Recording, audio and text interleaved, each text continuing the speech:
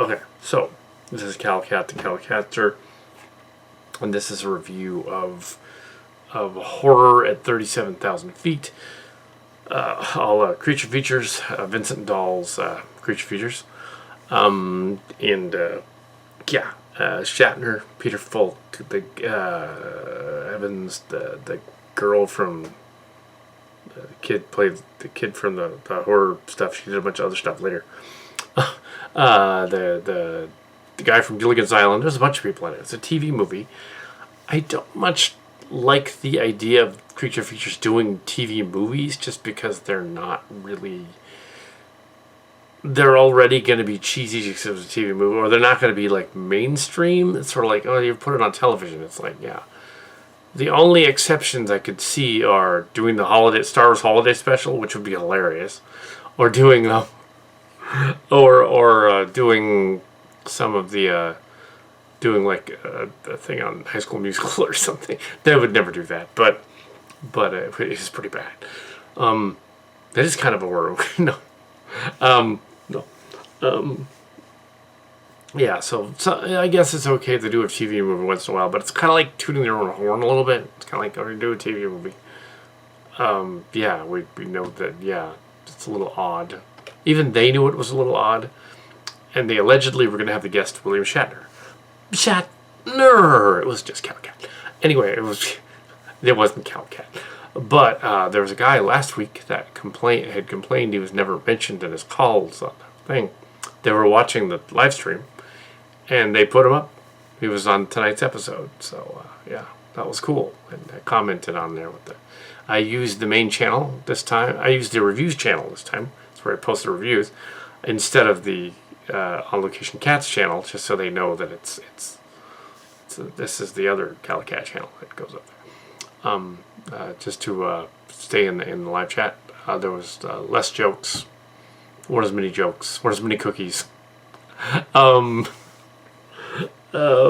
Yeah, but it was fun. There were occasional Star Trek jokes in there because Shatner's character plays a ex-priest, kind of like Signs. I think M. Night Shyamalan watched this movie. It's a lot like Signs, and his end is a lot like Signs.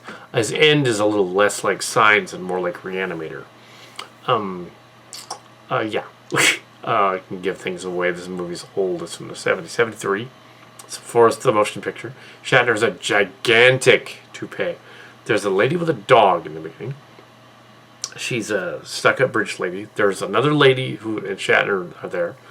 And there's a cowboy dude, similar to Clint Cowpoke. There's Peter Falk, and there's the guy that played Jed Clampett on Beverly Hillbillies, and they're all kind of like old cowboys on it. They're all on a plane that's very quiet 747. The opening scene, they show the outside of an air taxi type of plane that looks completely different.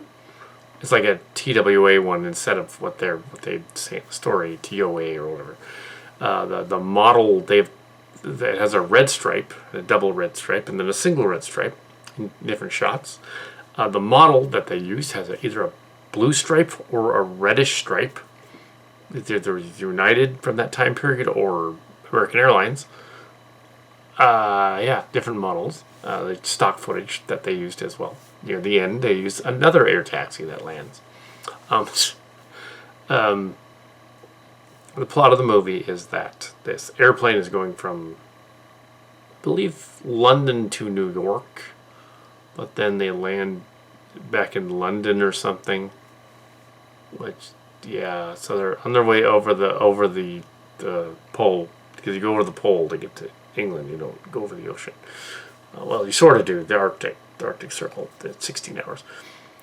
New York to London, 12 roughly. But this is in 70s, so 16 hours. And the plane starts experiencing weird phenomena. It's not like snakes in a plane that was referenced in the comments. But it is a little bit like Chucky and Bride of Chucky and at the end with the doll. And Reanimator. And a little bit of stuff. And what was the other one? A little bit of Yeah, and the actress that played the little girl was in a bunch of other movies later on, so including another Possession movie. Within a year or so, she was in another one. Right. But they were not ripping off The Exorcist. They didn't make her get exorcised. They were gonna sacrifice her though. This is messed up. Um, Sacrifice a doll instead. It turned into it started spewing out gunk. But yeah, there's an odd. Yeah, this review is not going to be very long because it didn't seem it went by quick because it was not really like great. And they kind of didn't have much to work with because, again, TV movie, yeah, it has a bunch of actors in it, but it's a TV movie, and they didn't have much to work with. I think if you're going to do a proper creature features episode, you got to have a movie that's schlocky and entertaining to a point. You know, even Topper Returns was just so obviously offensive that it was like, oh my gosh, it's like, yeah, no. Maybe they should do the Batman or Flash Gordon serials or something. The magician, the remote control. Yeah. So. Yeah. It's an odd thing that the Shatter thing.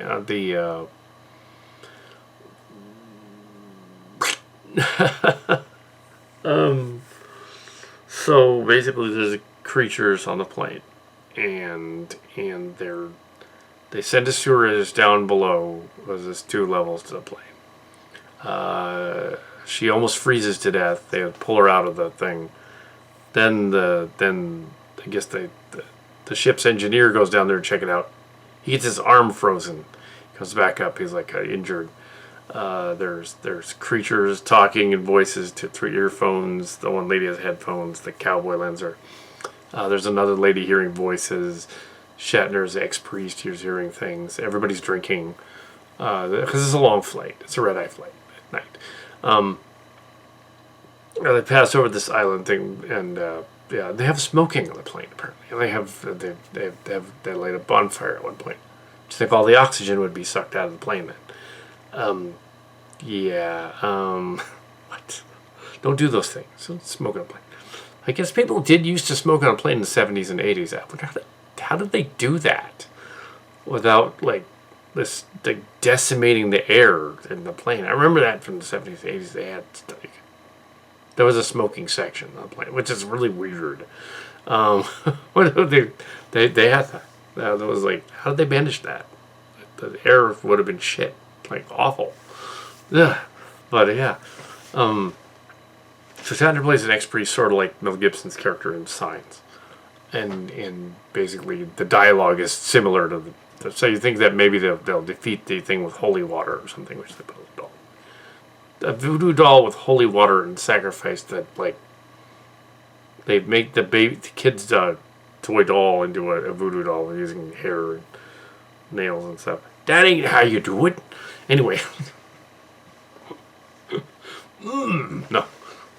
No, if you don't believe in that stuff, don't do that. Only in movies when it's fiction. Don't do that. But it's fiction.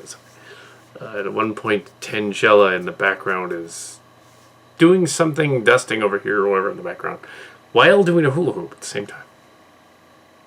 That's an interesting trick. Yeah.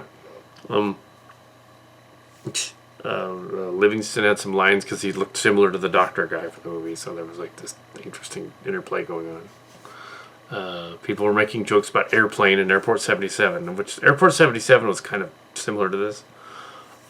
Yeah, there were a lot of airplane movies back then, from 74 on. Airplane came out in 1980, so it was a spoof of Airport 77 and kind of this movie as well, a little bit. There's a dog that gets frozen, apparently. Shatner gets blown out an airlock, even though technically 747s in the 70s wouldn't blow out but in, because the pressure would go in. The Hollywood movies always do that wrong. Because, yeah, the pressurized cabin, the door wouldn't, it would go the other way, and they would rip a hole through the fuselage. Yeah. Oh, well, it was a prop, anyway. That's the quietest plane ever, though. in that time period. Yeah. So, although when the movie came out, I was 4, I think probably. So 3, 3. Yeah. So I don't know specifically, but they were still using those planes by the time I was old enough to. They're still using them. Yeah. In the 80s. Yeah. But yeah, that plane is 3 different planes. There was probably like a studio model about 2 feet long. There was probably a little 3 feet long one, longer shots. There was stock footage from 3 or 4 other movies for other scenes. There was, but they had the advantage of having one room as a set, and a very, very elaborate, large, first class looking entryway thing, much bigger than a 747 actually would be, where other times it was smaller. So also it was pretty funny in the beginning when they were like flicking switches that they weren't actually touching. They dubbed in like this flicking switches noises, and the guy wasn't doing anything. He's all like, I think he's made his noise. So yeah. So it was set. They had a similar plane set at Universal Studios when I was a kid. You could go into the plane set and see the plane crash. There was also they also had a Battlestar Galactica Cylon attack thing. They had like a Bionic Man thing too, and you could run like the Bionic Man on the screen behind you. Yeah, back in the day, like Bionic Man and yeah, they would put you would run on the treadmill, and then they would project behind you the treadmill thing moving fast behind you, so you could stand next to it. You had ancient video back then. You could record the guy running fast. I'm really going 100 miles an hour. Not really. So they would often do that in Hollywood movies with cars as well. They would often have the passenger and the driver, because they weren't really driving a car. It was all green screen or blue screen back then. Or even the car was even sitting on a rig, and it was like going 5 miles an hour, but they would project the ground faster in the background with camera tricks. And it was clear the driver was not driving the car, and the actor would be like, yes, I know what I'm doing here, talking to you. With like, I'm completely averting my eyes from the road. It's like, no. Yeah, you would immediately go crash into something. It's like, he's immediately averting my eyes from the road. No, that they always do that in the movies. It was like really annoying. Although in that Great Gatsby remake, they did do that one scene. Even though it was the wrong car, it wasn't that period car. They did have DiCaprio pretending it was the right car by moving his hand to the shifter thing. So at least he was pretending. I got the shifter up here, yeah. Even though it wasn't there, it was on the floor. That model. But yeah. Anyway, so the airplane thing was kind of the same idea, as they were pretending they were playing like they were on an airplane. Clearly they weren't. And like the weird wind stops the plane, but it doesn't just fall out of the sky. Immediately go. How the demons get through the pressurized cabin and onto the plane? Or if they were after a voodoo sacrifice, that's silly. A kid sacrifice, that's silly. In fact, it messed up. They even have jungle music playing. They do. So how does that work? Whether like an exploitation Gallo movie commented on that. Yeah, but for a TV movie, it got kind of dark in the last like 15 minutes. I was like, damn. It's like, but yeah, I could see why they did it just for the last 15 minutes. But still, it's like getting there was a slog. Yeah, what was the other one that we recommended to them? The B-Girls and somebody recommended them, and it's, not the stuff. It was something else. Yeah. The B-Girls. They have to do the B-Girls. If they haven't, it's really bad. Or the Wasp Women is also what it's called. It's really bad. And it's been remade a couple times. That's really cheesy. But yes, they need to do other stuff that's fun. Yeah. They were allegedly going to get Shatner. I don't think they actually were, though. He's like 87 years old, and and the COVID would probably get him, so he probably said, "I'm not going to go to, I'm not going to go out to Santa Rosa with the COVID going on. I'm not going to do that." Yeah, it's tough to get Shatner on bill. I mean, he was at the 2017 convention, but not the 2018 one. Yeah, it's tough to get Shatner. He was on fire at that reunion, the TNG reunion. He was at that 2017. I saw the Creature Feature guys in 2016, though. 2017 at that, and met the characters from the show. That was new at that point. Yeah, or fairly new at that point. The Coffee TV20, they'd moved over to TV20, which is also, I believe, a former Fox affiliate, so it's also Disney. It's not TV36, it's TV20 Coffee. Yeah, some people were amazed in the comments about whether the Creature Features was national. Of course, it was national. There were other hosts in other parts of the country playing Creature Features. It wasn't just John Stanley. That was the guy here. There were other stations all over the place there. Case in point, on the East Coast, when people watched the Mr. Rogers show, Mr. Rogers' Neighborhood, it was on WKQED. WQED, not KQED. It was the East Coast. It's different people. But it's still KQED. Here, it's UED. Yeah. So in that case, it's just these are different stations airing different things all over the country. It's not just one place, you see. But as a coincidence, it doesn't have anything to do with this. It's just that's how they do it. When you go to, yeah, it's how they do it. So when you go to other cities, they have other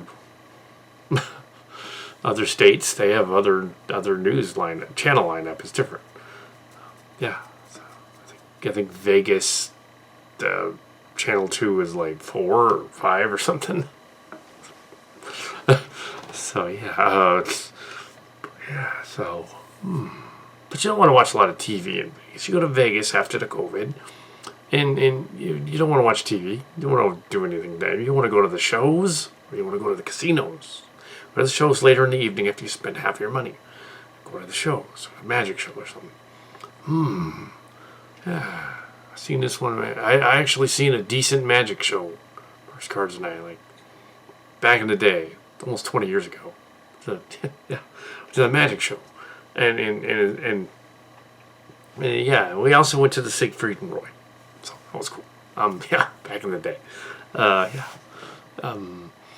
but yeah, and that day the Siegfried and Roy they weren't that day they weren't actually doing a performance. There was something like they were taking a break, but they said we could go to the zoo part and see the animals.